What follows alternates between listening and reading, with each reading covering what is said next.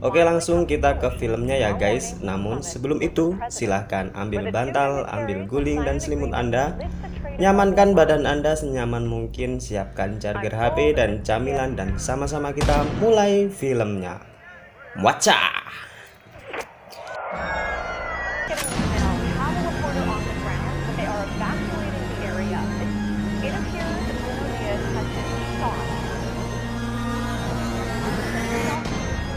Pada film ini, Thomas Becket dan Brandon Becket tak mendapat penugasan rahasia sebagai sniper. Kali ini keduanya justru menjadi korban. Alkisah terjadi pembunuhan terhadap Bruno Diaz, tokoh bisnis negara Costa Verde, Amerika Tengah. Costa Verde hanyalah nama rekan semata, tapi amat sering dipakai film Hollywood sebagai nama sebuah negara di Amerika Tengah.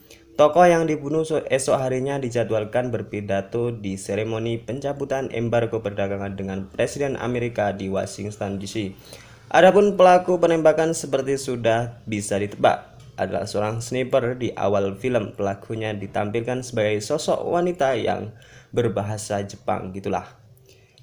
CIA, Badan Intelijen Amerika, menerima laporan kalau penyelidik Costa Verde menemukan bukti berupa rambut di Brandon Becket di sekitar lokasi kejadian. CIA menemukan bukti kalau Brandon terbang bolak-balik ke Amerika ke Costa Verde pada periode sekitar hari penembakan. Karena investigasi masih belum dini, CIA membentuk petugas tak resmi yang bermarkas di sebuah safe house di Seattle, tak jauh dari rumah Thomas Becket. Pasukan bersenjata dari Satgas CIA pun langsung menggerebek Brandon yang sedang cuti dan berada di rumahnya di pinggir LA. Ia tak melawan dan langsung dibawa ke safe house. Ketua Satgas John Franklin diperankan oleh Loicon Murdo mulai menginvestigasi Brandon. Dari bukti yang ada, ia yakin Brandon pelakunya. Yang ia ingin pastikan adalah beberapa besar peran Thomas Becket dalam membunuh itu.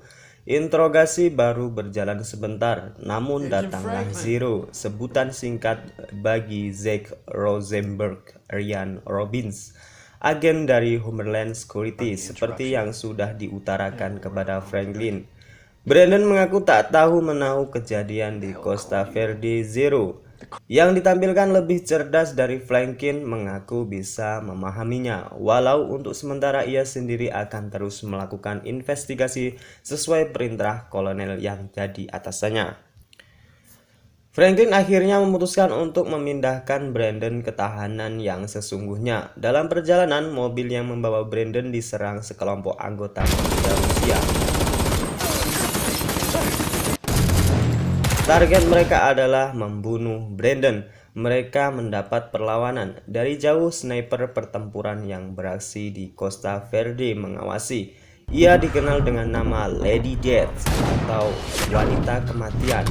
Melihat gelagat anggota mafia Rusia bakal kalah, ia menghabisi mereka dari jarak jauh. Juga para pengawal CIA, Brandon sendiri bisa melepas borgol, menembak dua orang bersenjata dan melarikan diri dengan mobil CIA. Zero terus menyelidiki kasus itu. Ia mendatangi Donald South, pengusaha Amerika yang menjadi mitra bisnis Bruno Diaz, yang terlihat wajahnya di sejumlah foto bareng dengan Diaz sebelum penembakan. Donald mengaku sendiri atas kematian Diaz. Terlebih dengan kematian Diaz, berarti peluang bisnis di Costa Verde untuk perusahaannya, Novasil Farmasi, jadi penghilang. Jika embargo jadi dicabut, ia bisa menjual perusahaannya dengan harga mahal kepada Picus Industries, perusahaan raksasa berbasis di Vancouver, Kanada, yang sebentar lagi mengakuisisi Novasil. Secara pribadi, ia menduga pembunuhan itu melibatkan Picus Industries yang tak mau membeli Novasil dengan harga premium. Ia pun menyarankan Zero untuk follow the money atau mengikuti alur dari uang dalam melanjutkan penyelidikan agar penyelidikannya jauh lebih optimal. Follow the money.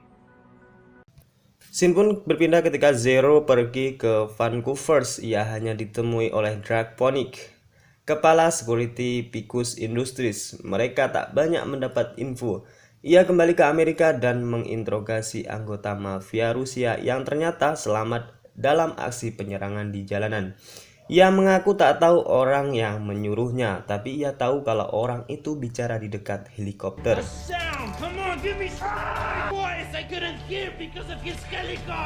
Setelah diselidiki, Zero tahu orang itu adalah Drake Ponick. Setelah menghubungi anak buah Franklin di CIA, ia juga tahu kalau Drake bernama asli Clark M. Connell, rekan satu batalion Brandon Beckett sewaktu bertugas di Afghanistan. Sebagai Clark, ia sudah dinyatakan meninggal 5 tahun yang lalu. Wasil Zero sudah tahu mengapa Brandon jadi terikat dengan pembunuhan di Costa Verde. Brandon sendiri pasca serangan di jalan datang ke rumah ayahnya yang tinggal di hutan. Franklin juga sudah mengirimkan pasukan untuk meringkus Brandon dan Thomas Beckett. Saat akan beraksi, Lady Death pun tiba di sana dengan kehadiran dari seorang sniper. Pasukan CIA dihabisi satu persatu. Di dalam rumah, duo Beckett berhasil mengidentifikasi lokasi sang sniper. Saling adu tembak pun tidak terbendungkan lagi. Brandon berhasil merusak senjata sang sniper. Ia pun kemudian mendatangi dan terlibat perkelahian sengit dengan sniper asal Jepang yang anggota Yakuza itu. Easy. Lady Death akhirnya menyerah di bawah todongan senapan Thomas Beckett. Ia pun mengaku sebagai orang suruhan oleh Drake Ponick. Menggunakan radio milik perusahaan yang tewas, Brandon menghubungi Franklin dan menjalankan kejadian di rumah ayahnya. Bersama-sama juga dengan dukungan Zero, mereka menyusun rencana meringkus Drake. Has to trust you, or at least sense that you're pissed off. And why?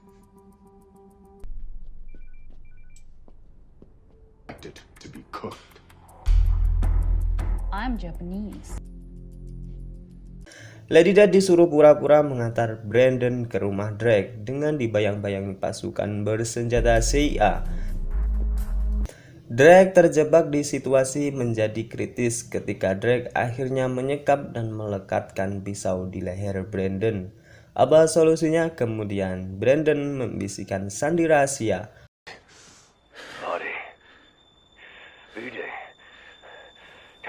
Audi, Fit, dan Tej. Thomas Beckett pun akhirnya dengan tepat dapat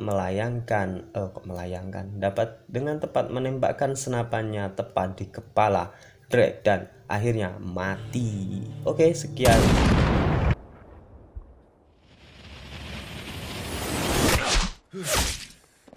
Film ini sebenarnya sangat bagus sebagai action, namun kurang mengena. Karena yang saya inginkan itu snipernya Brandon Beckett ya. Oke, nggak apa-apa walaupun agak gimana gitu aksinya, tapi this not bad lah. Jadi untuk kalian yang ingin menonton film action, film sniper yang ditekankan tapi bukan ketegangan yang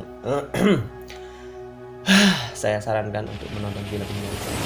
Lebih sehat, lebih apa ya, masuk akal dan lebih mantap lah. Oke, sekian dulu. Jika kalian suka dengan video yang jika kalian suka dengan video editan yang ala kadarnya ini dan channel yang masih kentang ini, silahkan kalian subscribe dan like, comment, dan jangan lupa untuk share ke teman-teman kalian. Oke, dari sini saya ucapkan terima kasih dan bye-bye.